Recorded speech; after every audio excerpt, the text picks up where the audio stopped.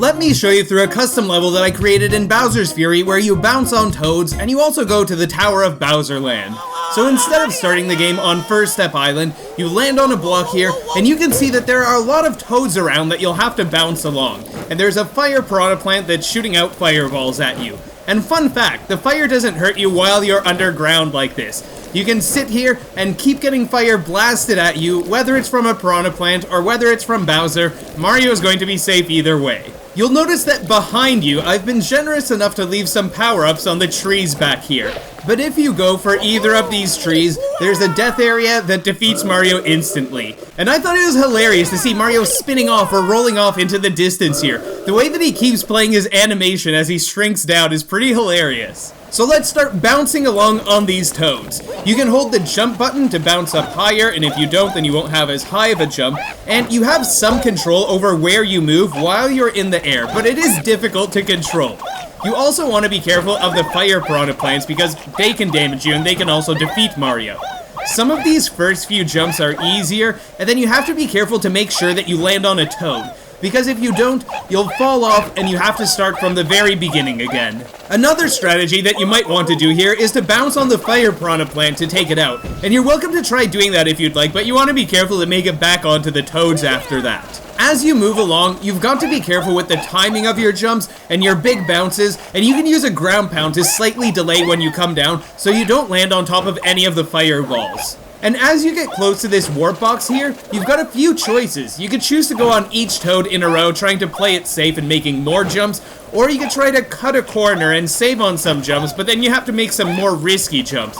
I opted for the risk, and I got it. And man, it is a really tense moment when you're trying to make it into the warp box. It is pretty tough to get here.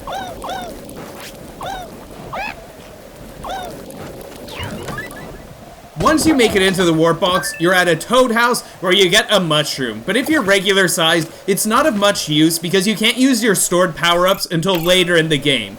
You'll notice that there's a sign pointing to a warp box, so you might think that you have to go into this warp box. And you'll notice that there's also a tree in the house. If you head towards this tree, Mario dies, just like what happens if you go towards the trees from earlier. Once you head into this warp box in the Toad house, you end up at the next area of the level with a bunch of partially sunken tanks, and you can see some Toads to climb on in the distance, and there are Warp Cube key pieces to collect. If you look behind you, you can see another tree, and I'm sure you can guess what happens if you go towards this tree. So let's move along on top of these tanks, doing spin jumps to jump from one tank to another safely without falling into the goop and taking damage. And if you take out this Goomba that's on the tank here, it leaves behind a Goomba mask. So let's take that too. And now we have some scary jumps to make as we make our way across on these Toads. I made it safely all the way across up until almost the very end. But then when it came time to make a very important jump, I couldn't get to where I wanted to. I tried to adjust my position, and I fell into the goop. I tried doing jumps and dives back to the tanks and try to make it back safely, and if it wasn't for the Goomba mask, then we'd have to start all over again. I get another shot at this with Little Mario, but I still couldn't make it back into the warp box. After a few attempts, I made it back to this Toad. I made it onto the very last Toad. Now I just have to make the jump into the Warp Cube.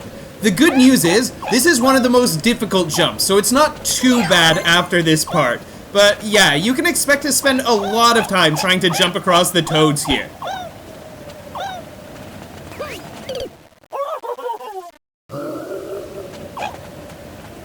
And oh my goodness, when you finally make it into this box, whether you use a dive or whether you just jump in, it is a moment worth cheering for. You end up in another Toad house. This one has 2 1-up mushrooms, which are incredibly valuable for Bowser's Fury because they do nothing when you collect them. And this time, there are 2 Toads in this house. There's also another mushroom, which is only useful if you've taken damage and you're small Mario. This time, when you head into the warp box in the Toad house, Bowser wakes up. Mario collects the first key piece to the side here, and you can see that there's another key piece up ahead on the Toads that's on this side path here. This is a reference to my past video where chat designed a level in Super Mario 3D World, and they wanted a key piece inside of a thick Toad, so I decided to put something like that in this level also. It is now raining fire from the sky, so in addition to having to bounce perfectly on the toads and not fall down, you also have to avoid the falling fireballs. And if you fall, it is a long way down, and you'll have to restart from the very beginning and do the first part and the tanks all over again. Oh, and there's also a Bob-omb here that does this when you get here.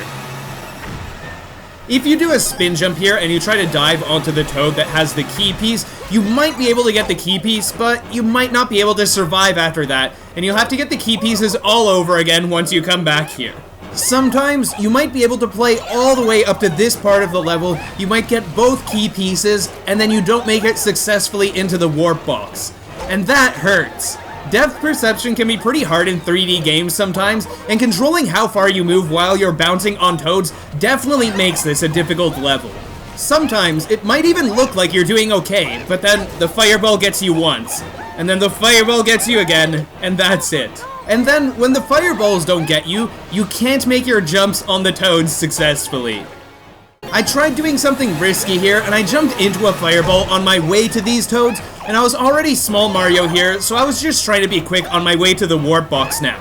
There was a moment where I almost fell off, but I readjusted and I made it into the warp box. You're now at an area where you have to make it past a solid wall, and to the right there's a bomb item here to help you make it through the wall. I'm being careful to avoid the fire, and when I threw the bomb at the wall, there is actually no toad below me, so I had to wall jump off of the wall that was about to explode, back onto the earlier platform, and by some miracle, I made it. From here, the warp box is in plain sight, you just have to head straight across, but a falling fireball from Bowser got me before I could make it into the warp box. And imagine, just imagine for a moment that you make it all the way here again, past the tanks and the fireballs, and when you jump over to grab the bomb, this happens. The entire platform explodes because of your collision with the bomb! I make it back here again, I take damage from the fire, I explode the wall with the bomb, and I bounce back safely onto a toad. I am ready to make it into the warp box finally, and after some risky big bounces on toads, Mario makes it into that warp box. And from there, Mario ends up on a platform outside the Tower of Bowserland. There are 2 1-up mushrooms here and a Super Bell power-up.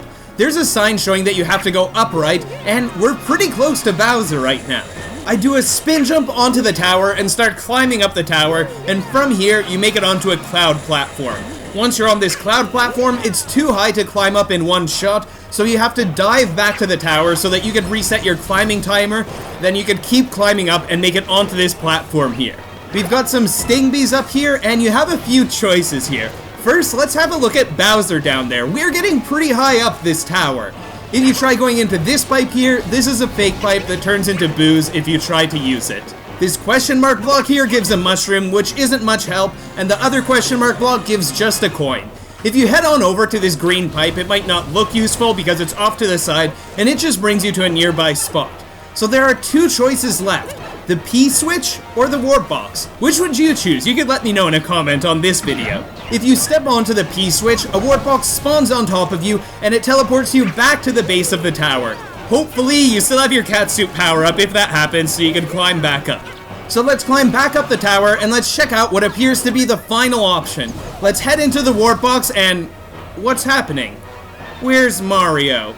Oh, there he is! He's just falling from the sky now. And there's Bowser in the distance. Oh, and they're the familiar objects that we just saw as part of the Tower of Bowserland earlier.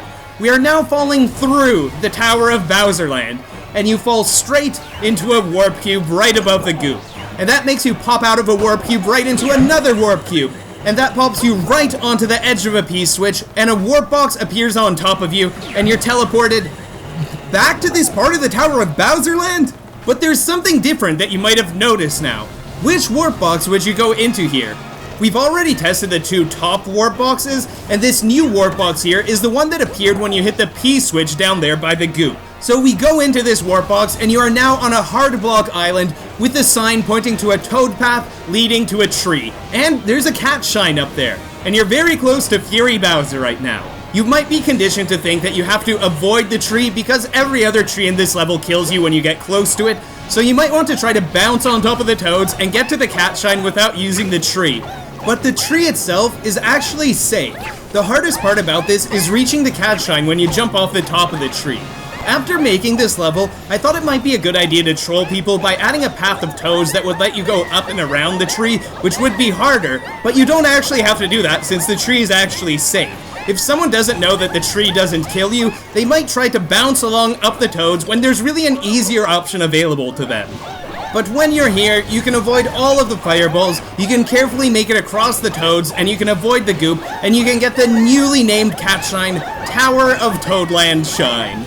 If you're interested in seeing what is possible in games or more custom levels, you might enjoy some of my other videos. I've added custom cat shines to Bowser's Fury, added Super Bell Hill and other levels to Bowser's Fury, and we've done fun tests with the world map, green stars, and other stuff in this game. A big thank you to my Patreon supporters for supporting my content creation, and a big thank you to you for watching this video. I'm hoping that you all have a fantastic day ahead of you, and take care, everybody.